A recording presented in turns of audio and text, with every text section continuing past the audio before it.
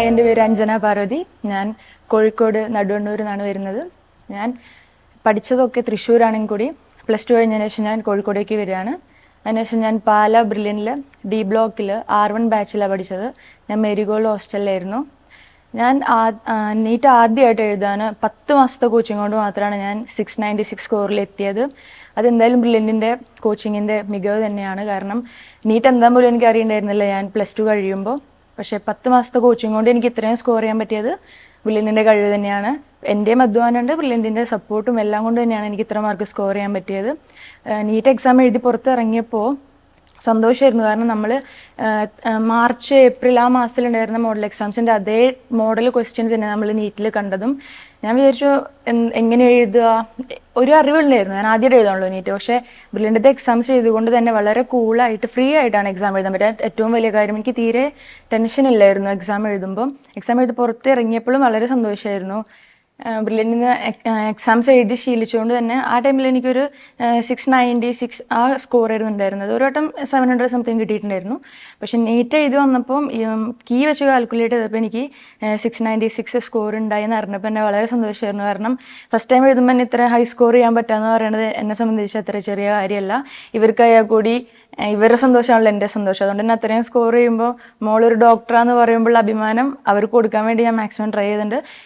തീർച്ചയായിട്ടും ബ്രില്യൻ്റ് ഇല്ലെങ്കിൽ ഇത്ര സ്കോർ ചെയ്യാൻ പറ്റുമെന്ന് എനിക്ക് തോന്നുന്നില്ല. കാരണം അത്രയ്ക്കും നല്ല ക്വസ്റ്റ്യൻസ് എക്സാം എഴുതുമ്പോൾ തന്നെ ബ്രില്യൻറ്റിലെ ടെസ്റ്റ് സീരീസിൽ ഒരിക്കലും കാണാത്ത പരിപാടിയാണ്. റിപ്പീറ്റേഷൻ ഉണ്ടായിരുന്നില്ല ക്വസ്റ്റ്യൻസ്. നമ്മൾ എന്നും ഓരോ എക്സാമിലും പുതിയ പുതിയ മോഡൽ ക്വസ്റ്റ്യൻസ് കണ്ടുകൊണ്ടിരുന്നത്. ഒരിക്കലും ഒരു എക്സാമിലും റിപ്പീറ്റേഷൻ കണ്ടിട്ടില്ല ക്വസ്റ്റ്യൻസിന്. അതുപോലെ തന്നെ ടീച്ചേഴ്സ് ആയാലും ഫാക്കൽറ്റീസ് ആയാലും എല്ലാവരുടെ സപ്പോർട്ടും അതുകൊണ്ട് തന്നെയാണ് നമുക്ക് ഇത്രയും സ്കോർ ചെയ്യാൻ പറ്റിയത്.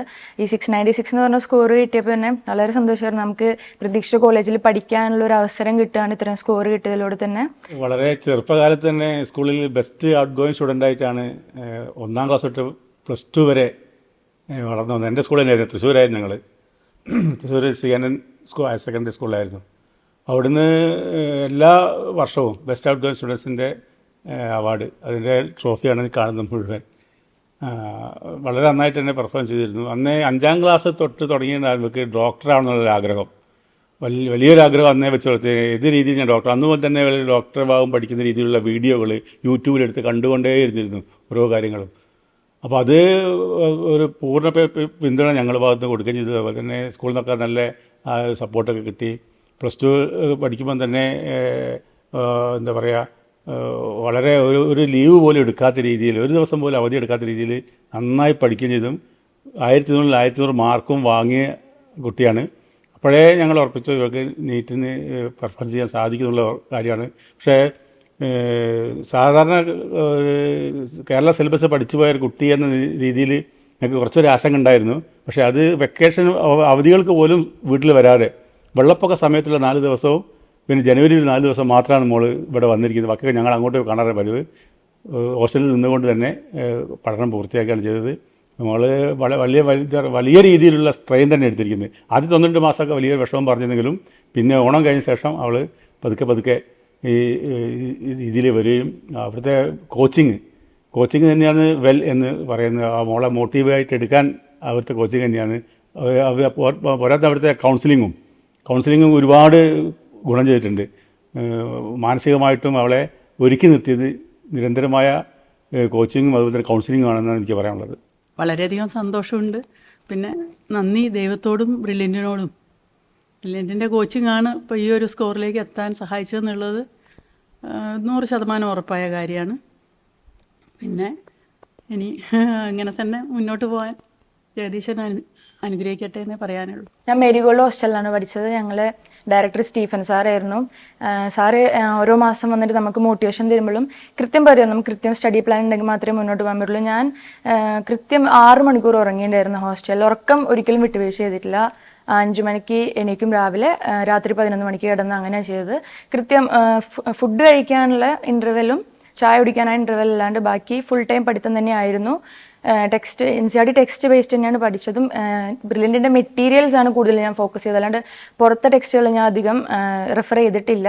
ബ്രില്യൻറ്റിൻ്റെ സ്റ്റഡി മെറ്റീരിയലും വർക്ക് ബുക്കും ഒക്കെ തന്നെയാണ് ഞാൻ ചെയ്ത് പഠിച്ചത്. പ്ലസ് NCERTയിലെ ക്വസ്റ്റ്യൻസും സോൾവ് ചെയ്തിട്ടുണ്ട്. കൂടാതെ അവർ തരുന്ന മോക്ക് ടെസ്റ്റുകൾ മാക്സിമം ഞാൻ അറ്റൻഡ് ചെയ്യാൻ നോക്കിയിട്ടുണ്ട്. ഓൺലൈനിലെ ലേണിംഗ് ആപ്പിലുള്ള എക്സാംസൊക്കെ ഞാൻ മാക്സിമം ചെയ്തിട്ടുണ്ട്. അതുകൊണ്ട് തന്നെയാണ് ഇത്രയും സ്കോർ ചെയ്യാൻ പറ്റിയതും. ഇനി 2025 നീറ്റ് എഴുതാൻ പോകുന്ന കുട്ടികളോട് എനിക്ക് പറയാനുള്ളത്, നിങ്ങൾ മാക്സിമം ട്രൈ ചെയ്ത് എന്തായാലും നമുക്ക് റിസൾട്ട് കിട്ടും. അത് ബ്രില്യൻ്റ് നമുക്ക് വാക്ക് തരുന്നുണ്ട്. എൻ്റെ കോർഡിനേറ്റർ ജോസഫ് സാറായിരുന്നു. അവരെപ്പോഴും പറയുമായിരുന്നു നിങ്ങൾ മാക്സിമം പഠിക്കുക, ബാക്കിയൊക്കെ ദൈവത്തിൻ്റെ കയ്യിലാണ്. അതുപോലെ തന്നെ മാക്സിമം പഠിക്കുക. 2025 നീറ്റ് എങ്ങനെയാവും നമുക്കറിയില്ല, കാരണം ടഫാവാണ്ടിരിക്കാം. ബട്ട് നിങ്ങൾ പഠിച്ചിട്ടുണ്ടെങ്കിൽ അതിൻ്റെ റിസൾട്ട് എന്തായാലും നിങ്ങൾക്ക് കിട്ടിയിരിക്കും. ഞാനിപ്പോൾ എൻ്റെ സ്കോർ വെച്ച് ഞാൻ കോഴിക്കോടുകാരിയായതുകൊണ്ട് തന്നെ എനിക്ക് കോഴിക്കോട് മെഡിക്കൽ കോളേജ് പഠിക്കാനാണ് ആഗ്രഹം. അവിടെ കിട്ടിയാൽ അത്രയും നന്ദി. തിരുവനന്തപുരം ഒക്കെ നല്ല കോളേജുകൾ കിട്ടാനുള്ള ചാൻസ് എനിക്ക് സ്കോർ കൊണ്ടുണ്ട്. അതുകൊണ്ട് തന്നെ എന്നെപ്പോലെ തന്നെ ഇനി അടുത്ത വർഷം ഈ നീറ്റ് ആസ്പിറൻസിനും ഇതുപോലെ ഡ്രീം കോളേജ് കിട്ടാൻ സാധിക്കട്ടെ എന്ന് ഞാൻ പ്രാർത്ഥിക്കുന്നു. എൻട്രൻസ് സംബന്ധമായ വാർത്തകളും അപ്ഡേഷനുകളും ഏറ്റവും വേഗം ആധികാരികമായി അറിയാൻ ബ്രില്യൻറ്റ് സ്റ്റഡി സെന്റർ പാല യൂട്യൂബ് ചാനൽ സബ്സ്ക്രൈബ് ചെയ്യുക, ബെൽ ഐക്കൺ അമർത്തുക, ഈ വീഡിയോ മറ്റു സുഹൃത്തുക്കളിലേക്കും മാക്സിമം ഷെയർ ചെയ്യുക.